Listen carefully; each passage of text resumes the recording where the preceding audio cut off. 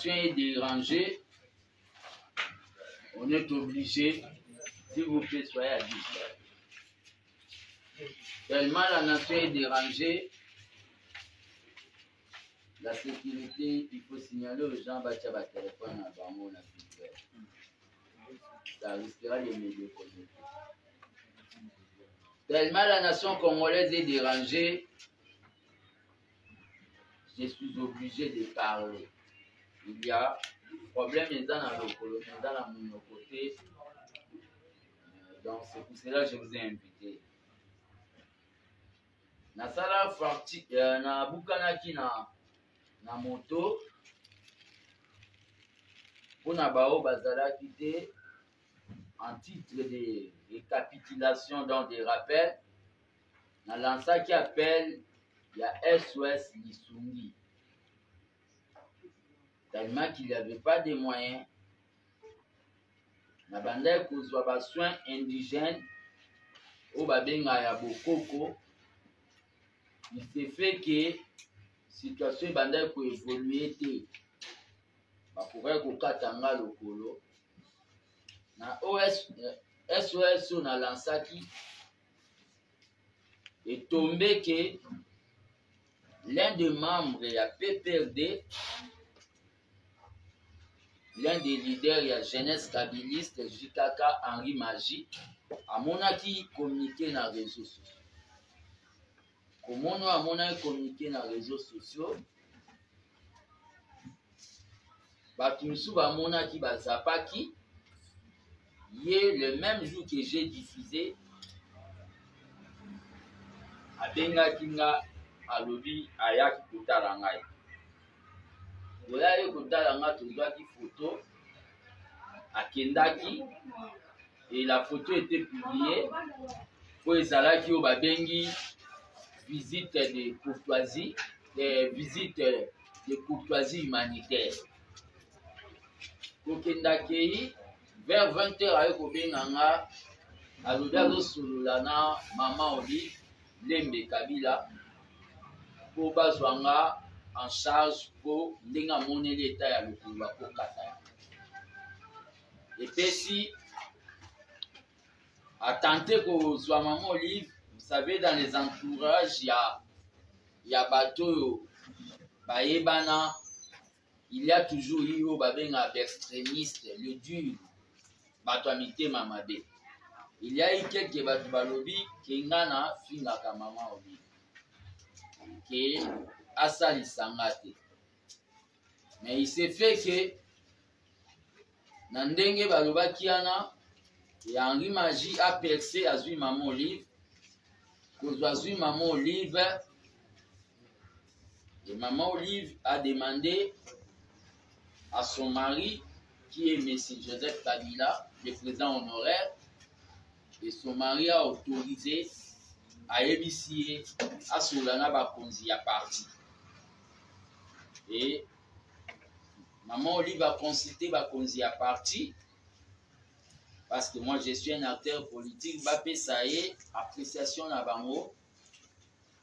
Et ça dit que M. Nehemi et le secrétaire permanent à PPRD, Ramazani, Sadari, Bape Saki aval, pour na au babengi, bassoin, na chip, ya bibwa. J'étais allé dans Chypre, j'étais pris en charge et j'ai eu à payer au Babengi 0 francs. Dans ma dernière conférence de presse, quand je suis sorti de l'hôpital, j'avais reconnu que mon parti, Bayaki na Babengi, assistance mezalaki na retard. Et j'avais remercié le secrétaire général Augustin Kabila. Chose étonnante. Ici, Basile, vous pouvez me mettre ici. Chose étonnante. Chose étonnante. Monsieur Augustin Kabila asali sortie médiatique. Il a dit ce qu'il avait dit, mais moi je n'avais pas nié. Quand la main droite donne, ce n'est pas mieux que la main gauche puisse savoir. Dans la vidéo, et ce qu'il a dit, même dans la conférence de presse, Maman Olive n'avait pas voulu que personnellement nga fils mukoko na leka na lobelango aloba eka ke naza mwana. Mais ndenge salamela batu misu miracle na Bible. Yesu abikisi ye ayebisi koloba te bato abakoka te me bakendaka obeta lesolo. Par honnêteté, même Dieu pouvait me condamner. Na remerciaki Maman Olive officiellement na art oyo asalaki. Na remerciaki Maman Olive officiellement na art oyo ye asalaki. Au nom ya bakongolais oyo balinganga mpe na au nom ya Asbel na ngai oyo nadirisaka armée de baptisteurs tshisekedistes. Mais je tiens à signaler à l'opinion, au moment où on a babeki, puis la chaise roulante, il y a des gens de mauvaise foi. Il y a des gens de mauvaise foi. Tu peux donner une chaise au commandeur mauvaise foi. Peut-être au bas pour Chakangai, peut-être pays. D'ailleurs, Bazuyango font des commerces. C'est-à-dire, avec des numéros au Babimisi, ok, négocienga batumbongo, numéro vraiment ya WhatsApp, bazu photo, tellement na linga les pères, lingi bache photo ya les pères, bazu senga batumbongo. C'est pour cela que je voulais attirer l'attention. Il y a l'opinion ya bato baolandanga. Boyebara ke WhatsApp nanga ezalaka 085 084 65 55. Na bandeli 085 084 65 55 ou plus 243 85 084 65 55. WhatsApp wana etikala numéro normal na kanga yango. WhatsApp na ngai ezali 0 9 9 9 46 50 11. Wana WhatsApp na ngai officiel. C'est-à-dire 039, c'est-à-dire 099 94 650 11. Ou encore plus 243 99 94 650 11. Wana WhatsApp nambay. Il y a des escrocs oyo basi bazui bambongo ebele epa ya batu à cause ya likolo oyo ezana problème na bibende. Nzamba pambola bango, mais soyez prudent vis-à-vis ya batu oyo bazo sala malhonnêteté wana.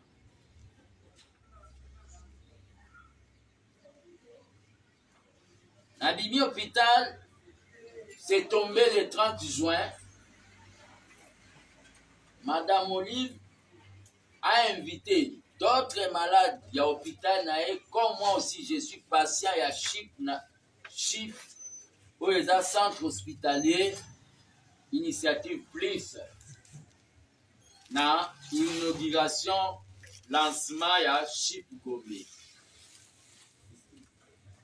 Na monaki ke ekozala nango lisumu te parce que inauguration wana ezalaki oyo nakoloba activité politique te, eza activité oyo nakoloba socio-humanitaire mpona kosunga bakongo.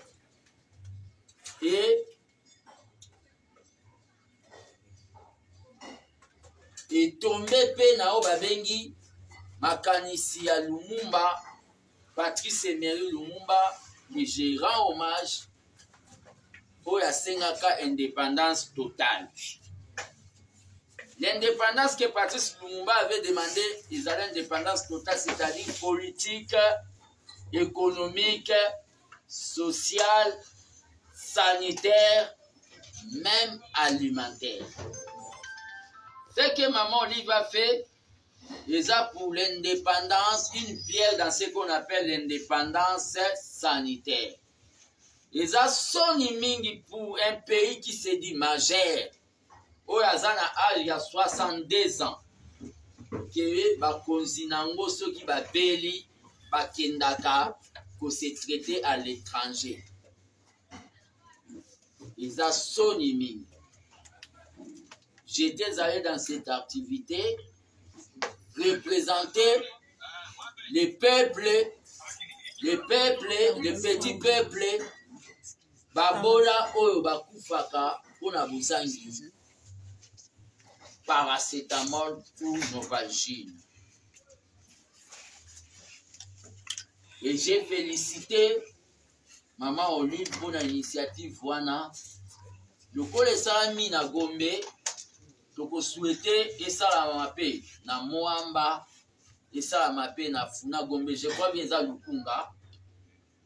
Le kolesa de na Changu. Toko souhaité et ça la mamoko na Moamba mais na quartier au babengi vraiment banlieue net baki Saint Sukuna na Bambanza Lemba et ça la mape na Funa na ba coin oyo eza ya ba petit peuple. J'étais là-bas dans l'inauguration wana ya Maman Olive. Je voulais signaler à l'opinion participation nangai na activité wana n'est pas un pont, il y a adhésion nanga na PPRD. C'est-à-dire je reste et je suis dans l'UDPS avec l'armée de bâtisseurs tshisekedistes qui est un mouvement politico-social au sein de l'UDPS tshisekediste. Pour Tozo Benga, à cette occasion, les combattants non fanatiques, les combattants au bazana idéal, il y a le père, c'est-à-dire le peuple d'abord. Ça, c'était aux mis au point dans sa vie par rapport à Makambouya. Maman Olive. En rapport avec la libération, il y a monsieur Vital Kamerhe, ex-directeur et cabinet. Il y a chef de l'État. Il y a eu des gens qui ont accusé la justice congolaise que 2 poids, 2 mesures, que la justice est politisée. Tant que prophète politique, TV à radio, quand j'étais na Kendaka pour assister na parquet à 4e mairie, ceux qui battent la bonne mémoire, ba propos nange zalaki vis-à-vis à bandeko ya INC qui bozala agité. Vis-à-vis à bandeko ya UDPS bozala pe ba juge te tout ka justice sala musana. J'étais au centre. J'avais dit aux gens que ba fongo la porte tête na benemi ya division ya oba bengi cash plateforme oyo ememaki biso UDPS na pouvoir. Ezalaka na parquet bozana ngo na ba chaîne na biso. Aujourd'hui, M. Kamerhe est libéré par la justice acquittée. Batoubaza, comme la justice est politisée. Aujourd'hui encore, hier, l'herbe condamné qui est, c'était acharnement. Le comme la justice est politisée. Mais Batouba Bossani, que Mbemba, Jean-Pierre Mbemba, Laurent Gbagbo bazwaka acquittement après beaucoup des années na CPI pe mokili sepelaka. Donc acquittement ya Laurent Gbagbo na Jean-Pierre Mbemba nde bosepelaki. Ya Kamere la justice esali péché ekomi o babengi politisé. Tozala o babengi honnête.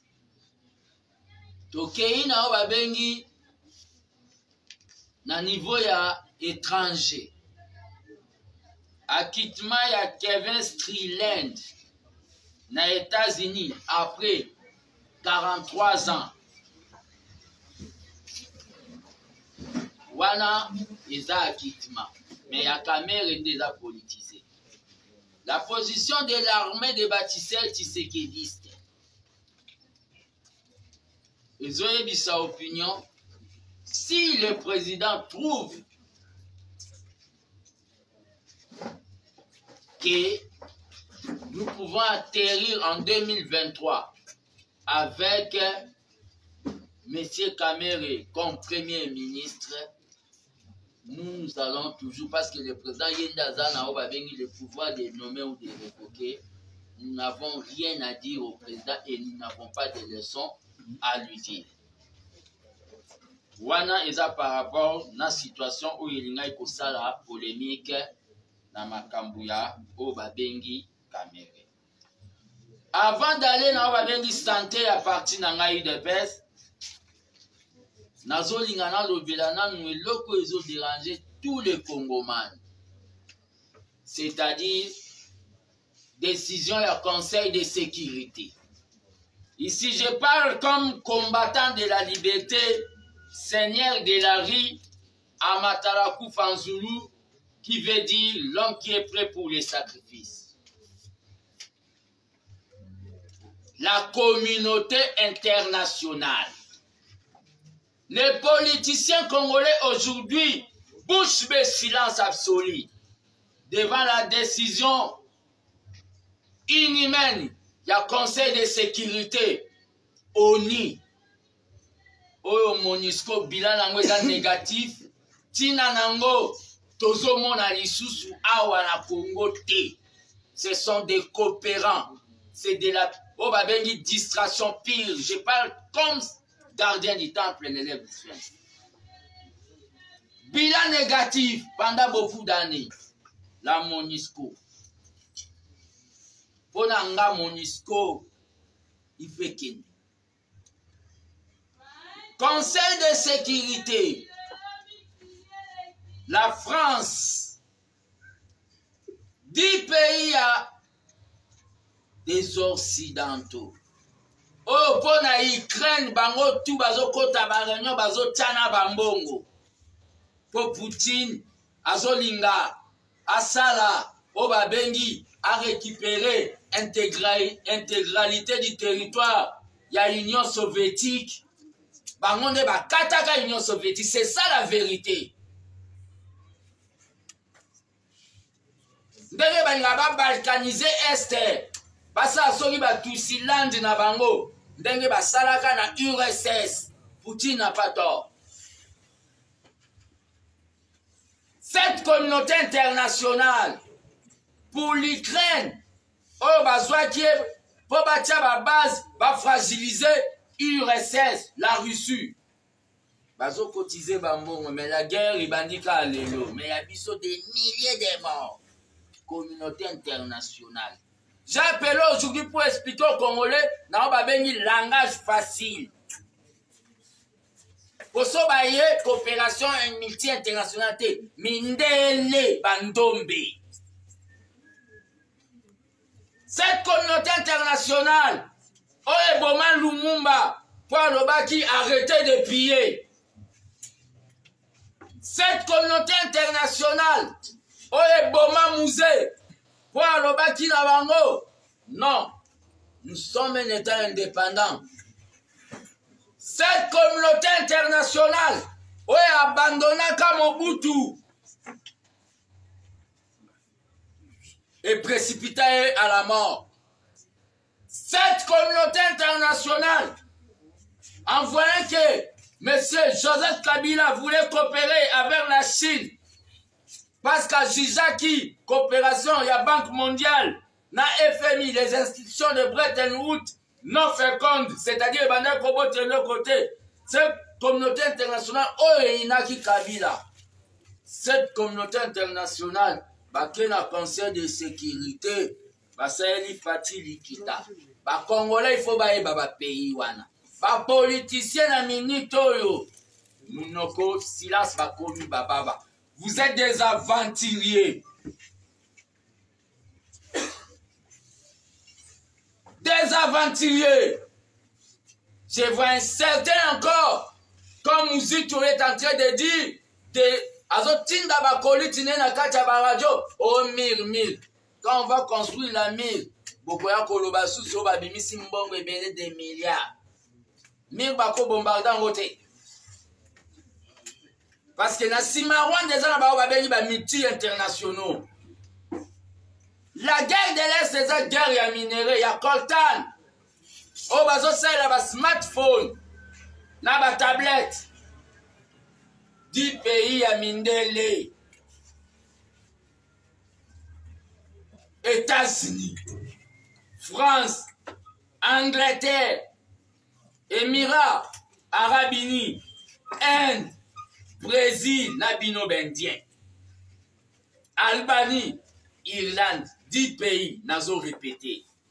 États-Unis, France, Angleterre, Émirats Arabes Unis, Inde, Brésil, Albanie, Irlande. Bango balobi ke biso tokoki kosomba minduki te po to sauver ba vie ya bandeko na biso oyo baza na este oyo M23 ezoboma oyo Kagame azoboma bapeyi wana. Je n'ai pas vu même au niveau de la diaspora une marche, même au babeli ba sitting na niveau ya ba ambassade ya ba pays wana. C'est seulement Chilombo. Comme si le Congo c'était le problème de M. Félix et sa famille. Or que le Congo c'est le problème de nous tous. Pas même une nation de Congolais. Au niveau de la diaspora, au moment de décision, et bima qui les 30.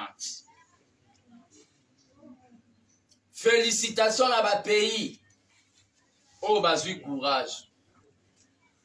Ghana, Gabon, Kenya, Chine, na Russie. Et ça va payer au balobi ke ba longola embargo poto koka kosomba minduki to bundisa.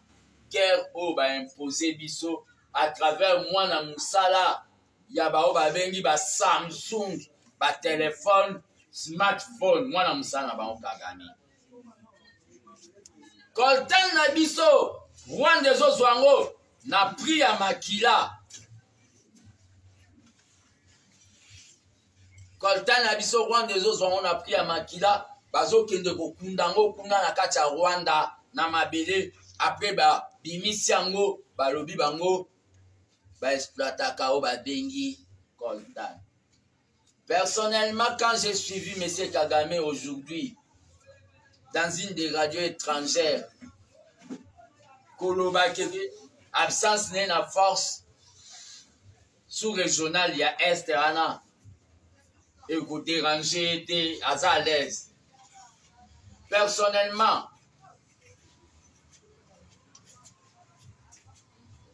si j'étais pembe na mokonza mboka alingaka kende o babengi rencontre ya Luanda te.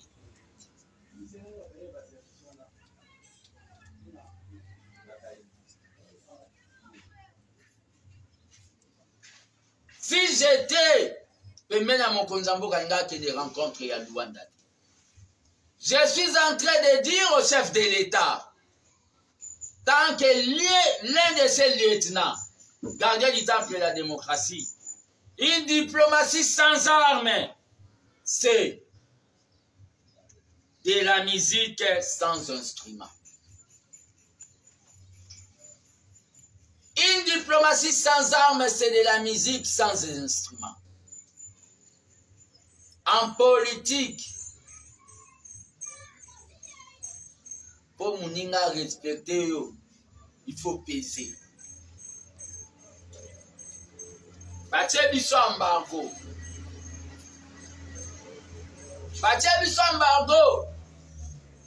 Ce n'est pas au président de la République maintenant, à lui seul, de tourner au Babengi la page des États-Unis, de France.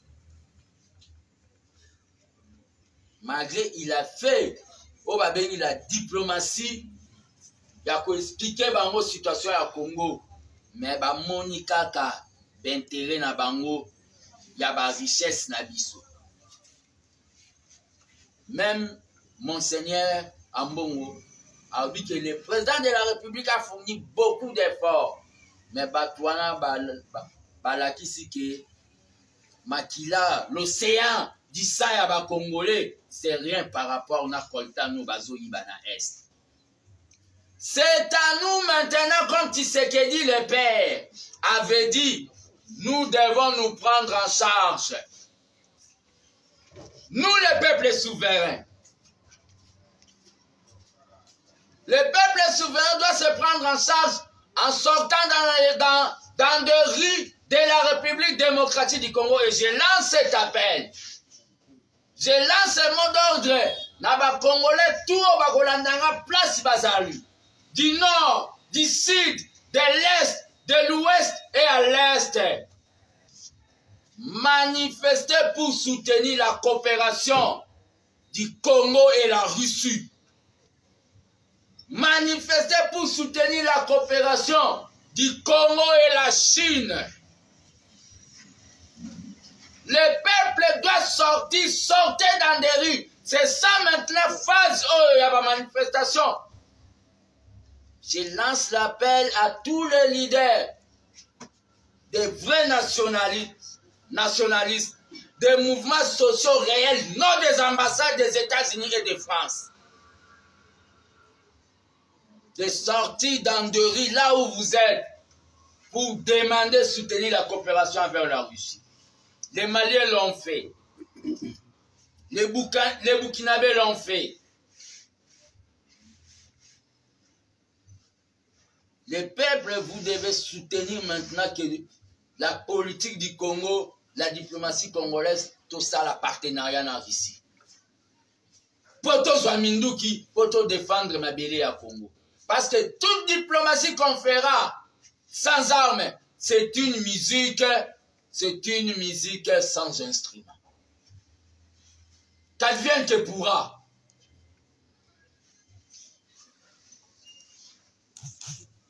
Pourquoi vous devez sortir dans la vie? Car, pourquoi vous devez sortir dans la vie? C'est parce que la vie, c'est la plus grande institution. Balaba, l'équipe même parlement, l'équipe Sénat. Balaba, la échange sa décision. Balaba le lobista kengo adondona lingala. Na époque où balinga va tenter révision constitutionnelle. Ça c'est par rapport na makambu oyo etali embargo. Bazami tema mabe mindele wana. En rapport avec la santé de l'UDPS, pour Nassilis. Nalandaki avec beaucoup plus d'attention. Matinée politique, Oyo. Monsieur Augustin Kabouya, le secrétaire général de l'UDPS, à Salaki le dimanche 3 juillet. Na permanence à UDPS. Jugement nangai, na landaki yango du début à la fin, jugement nanga ezabo. C'est avec beaucoup de regrets que matinée politique oyo Augustin Kabuya aza comme animateur pe oyo azalaka kaka comme animateur eza kaka babengi matinée politique de justification. Il se justifie toujours. Il est saint, il est parfait. Augustin Kabuya, c'est un homme d'amour dans la matinée politique.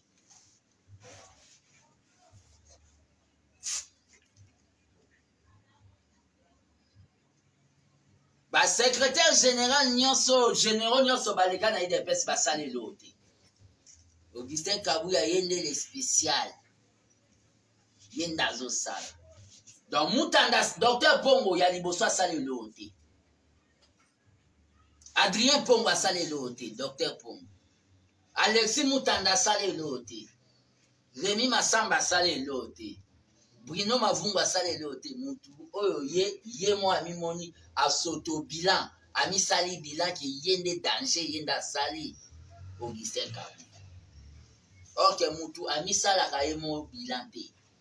Atikande batu basali le bilan mais Augustin Kabuya ami sali la bilan devant ba fanatique na ye na kati ya o babengi permanence. Quelques fanatiques ne aveuglés.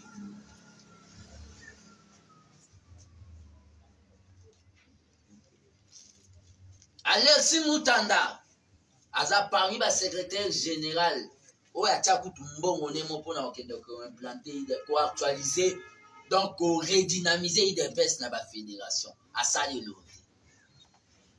Rémi Massamba aza l'unique secrétaire général oyo alongwa sans batu babunda sans baswana l'air Tshisekedi da FC nazo nome mususu ya aloba oui papa tobosani na yo obosana pe oyo babengi Germain Chabani oyo asalisa ba jeudi saint Germain Chabani pe asala eloko te. Donc Augustin Kabuya yende asala eloko donc yende fin muta se comporta ndenge wana. Nous devons nous asseoir. Un chef appelle les gens. Ozoloba nazo diriger te yaka pesanga makanisi na yo oyo ozokanisa poto bongisa parti. Augustin Kabuya osala ngoti azosala selon mutu na ye. Azosala makambo misusu oyo biso tolobela ye aye kosala ngo en retard ke il faut to se doter na ba imprimerie makambo donc Monsieur Augustin Kabuya tu dois consulter les cadres de l'IDPS. Et je me demande aussi bino pe bomituna na matinée politique wana oyo Augustin Kabuya salaka matinée monologue oyo eza lokola na Vatican papa gangi Alléluia. Ba fanatique ne bazongisi amen. Biso toyebi ba matinée politique. Oyo tobanda kosala na les pères. Et alors qui s'il vous plaît les leaders maximum j'ai une idée. Lelo kuneza lokola misa na Vatican. Augustin Kabuya tika ba justification. Benga batu tozo kende na dernier virage tosolola comment nous pouvons redémarrer l'IDPS selon makanisi ya batu nyonso musapi moko esokola kelongi te.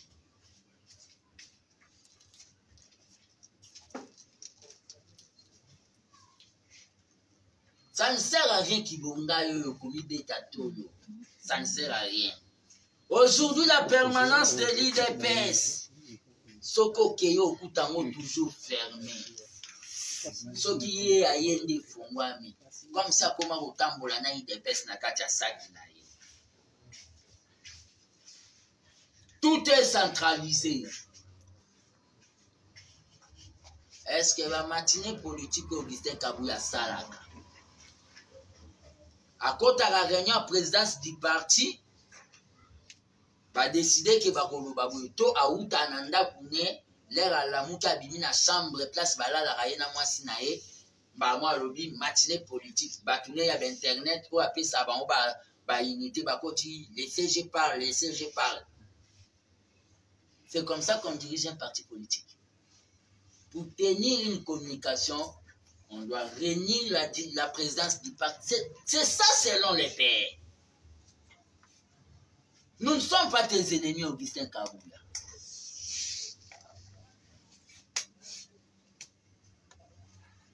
Nous voulons seulement sauver l'IDPS parce que Massou a l'IDPS et les autres. Donc l'IDPS ne marche pas totalement comme un parti présidentiel, M. Augustin Kabuya.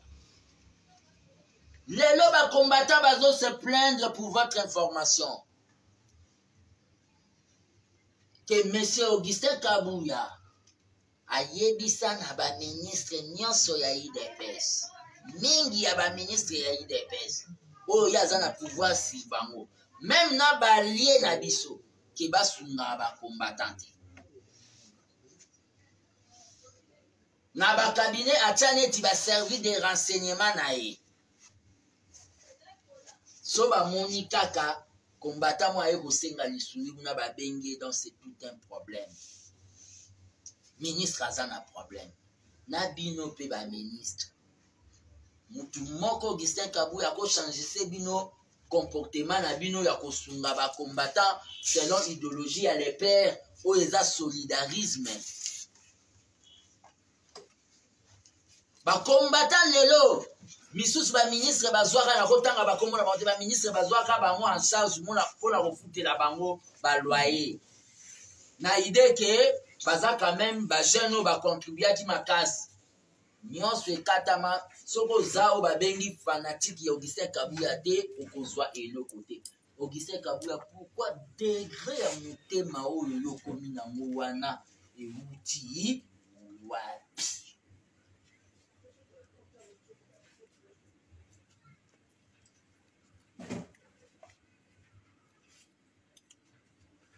Chercher à rester à l'IDPS comme Moutanda.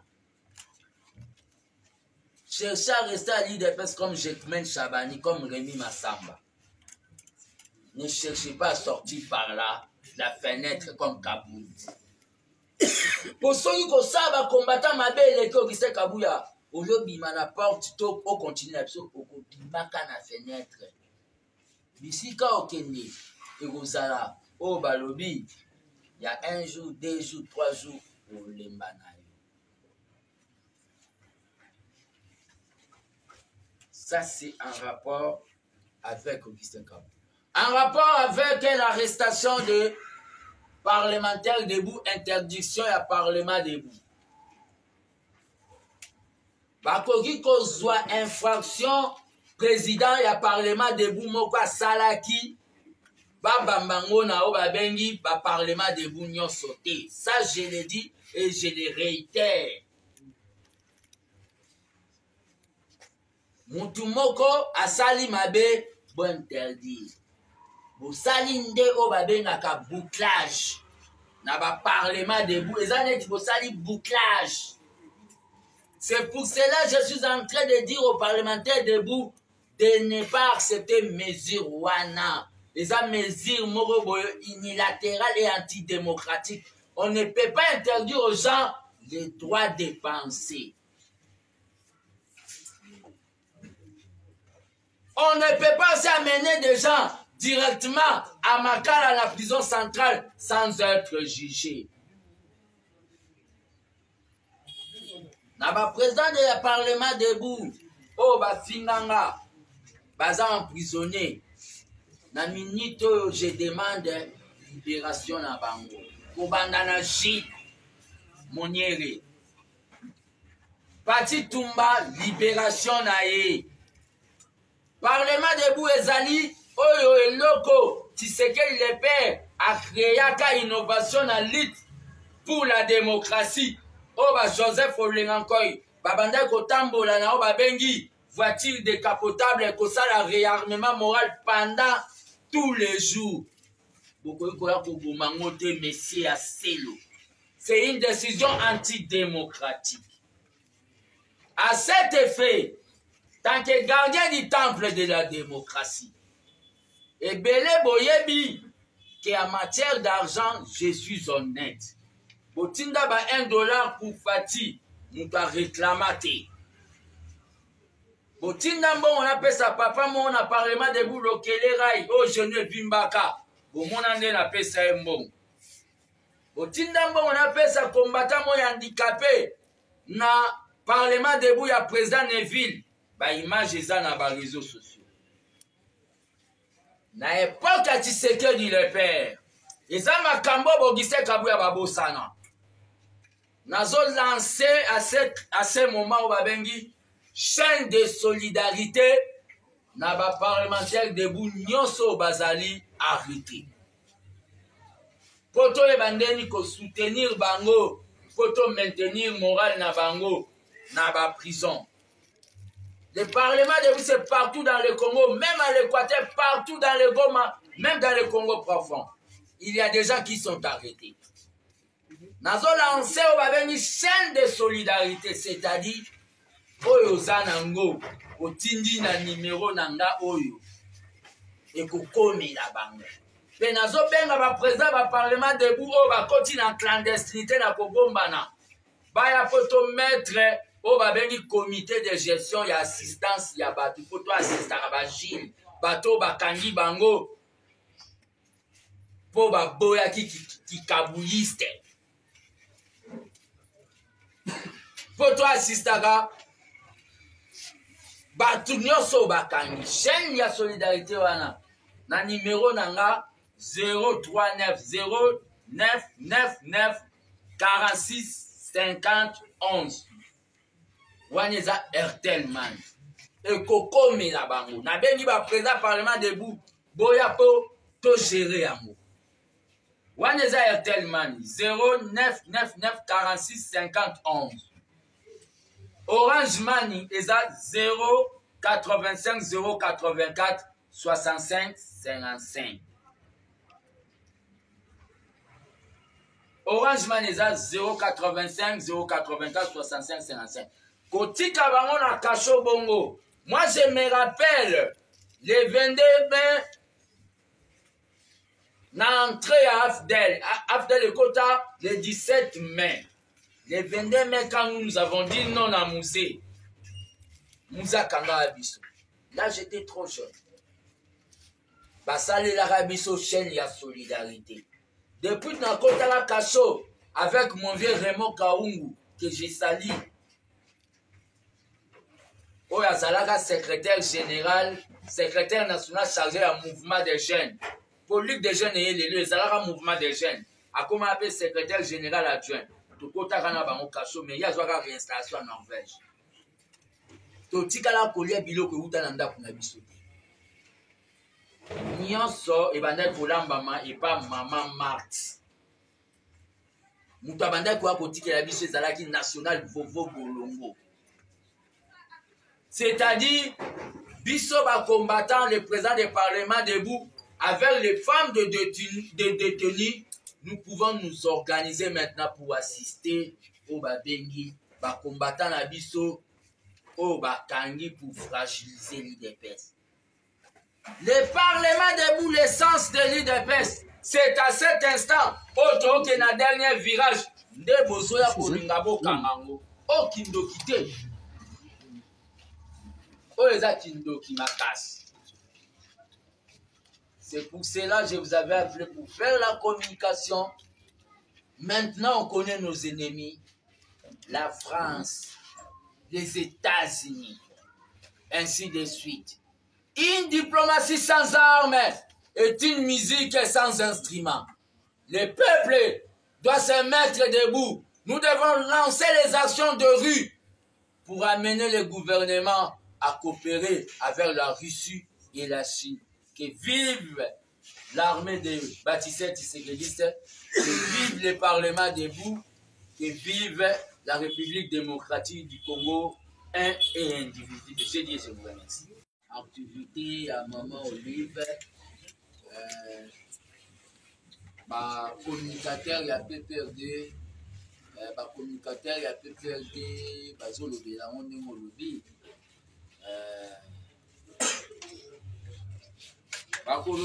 Parce que les actualités. Les actualités, dans quel sens?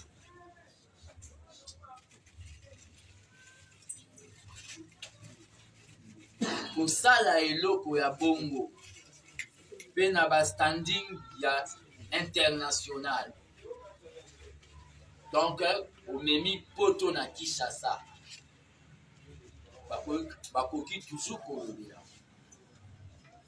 Que na bozala utiliser prochainement que na ba activité. Si et seulement si les activités socio-humanitaires d'intérêt à peuple. Hôpital Mamori va salir neza yani ya bato peuple do ba en opposition to FCC to ya bisoga bato to na pouvoir et ça hôpital ya bato tout. Dans la santé il n'y a pas de couleur politique. So ka continuer à ba genre initiative à bongo je ne trouve pas eloko ko empêcher na participer pour la encourager ya osala mo sur plus na ba province. C'est de même ba maman Amida Kamere na fondation la Colombe. So ba sali initiative bon je ne trouve pas eloko empêcher na fisipo ya okinde ko betele maboko pour les intérêts peuple. C'est de même maman Denise P sur la sali ba initiative pour aider peuple à soulager souffrance na obetara maboko. Donc j'essaierai d'utiliser toujours na o babengi eza ya intérêt. Mot d'ordre na lancé au lobby que eza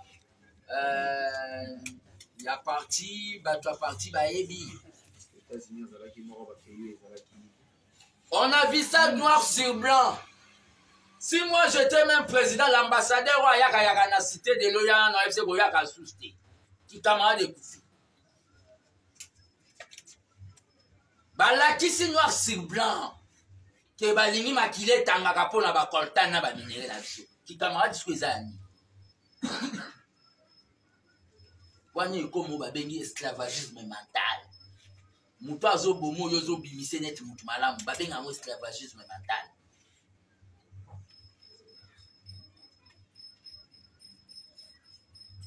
Fidel Castro a quelque part qu'il soit maudit un peuple qui attend le mot d'ordre des gens qui ont des cravates et des lunettes.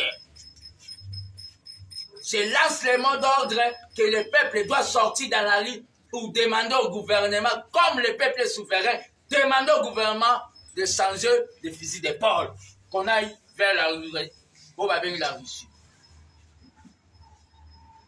Parce que toute diplomatie qu'on va faire, les gens disent musique sans instrument. Musique sans instrument.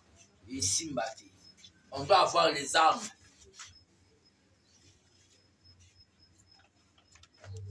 Peba mise botika biso na ba makamna no hein. Tout le monde a fait place au boké pesa mbongo wa boba bo pesa na mamba est tout le monde.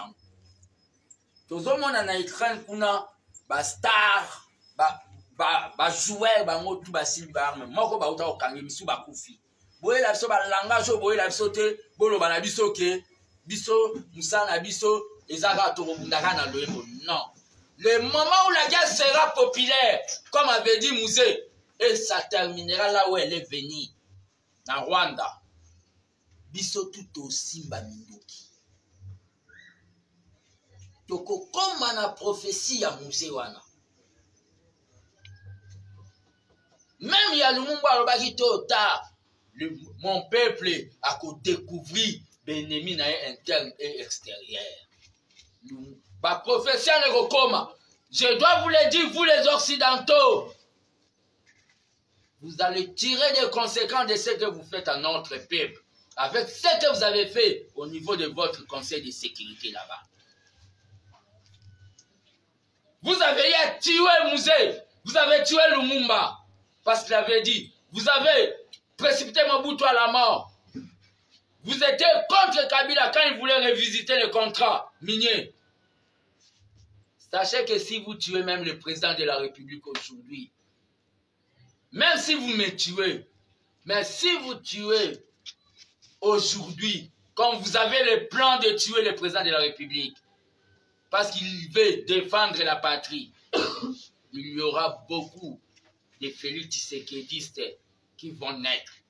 Comme il y en a eu avec Lumumba, beaucoup de Lumumbistes.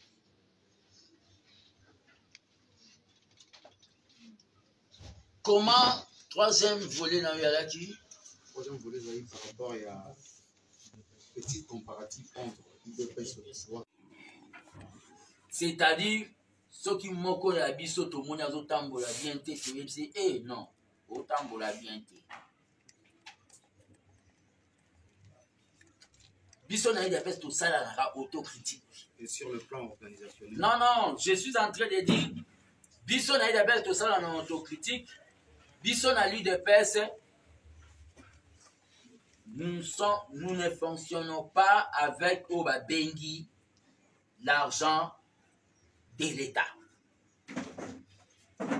Nous fonctionnons avec Oba Bengi par cotisation des membres. La différence est là. Biso na ide pes toza na Oba Bengi esprit d'équipe Moninga Ayibi net Madame Véro Ayibi to Madame Bibiane Ayibi collaboratrice nanga na bombi été na ide pes o Ayibi wato tiko devant les peuples légitimement des peuples. Baka Isaïe. Donc, na pouvoir na biso différence ça. Na ide pes esprit d'équipe exact. Esprit d'équipe exact sur les peuples d'abord. Quelqu'un avait demandé Moustapha. Ils ont la volontaire. C'est-à-dire, Henri Manger Ayaki, tout le monde soit comme on a pour que l'esprit a bien. Je suis disposé de les recevoir. n'a pas fermé porte na ngati ipa ya batu ou ba ko otanga tepo basunga na pepe de bino boyaki non non mais eloko yo maman Olive asali biso armée de baptistères na ba messe patriotique na biso to lobela rango to proposa ke loko moto lobaka ba crio ba bengi polyclinique ou to pesa ki combo de 13 parlementaires au moyennant $2 mutu akoki kozwa soin la Kobela. Supposons dans la ville de Kinshasa, où il y a 15 millions d'habitants, il dépasse 4 millions de membres. Chaque mois, membre soit payé ça $1. Hôpital polyclinique de 13 parlementaires, il va à 3 millions de $. On a fait ça idéal. On paye ça idéal. L'air dossier, je ne sais pas qui va ça, ça les là. Les abalés sont attirés. Donc, je ne vois pas de polémique à crier. Deuxième mandat à Fati, ce qui c'est par le travail que nous sommes en train de faire. C'est-à-dire, dans le travail, je parle ici au nom de l'armée de baptistères, pour arriver qu'il fasse soit deuxième mandat. C'est pour cela que je profite de cette occasion pour lancer l'appel à tous les mouvements fatistes et tshisekidistes que bientôt votre humble frère dans le cadre de l'armée de baptistères tshisekidistes pour lancer colloque ou bien conférence de tshisekidistes avec comme thème comment donner à Fati deuxième mandat, comment gagner Fati 2. Donc, nous devons réfléchir, tous les mouvements fatistes, tous les mouvements tshisekidistes, même la Ligue des jeunes, il y a un parti, il y a Union Sacrée, nous allons...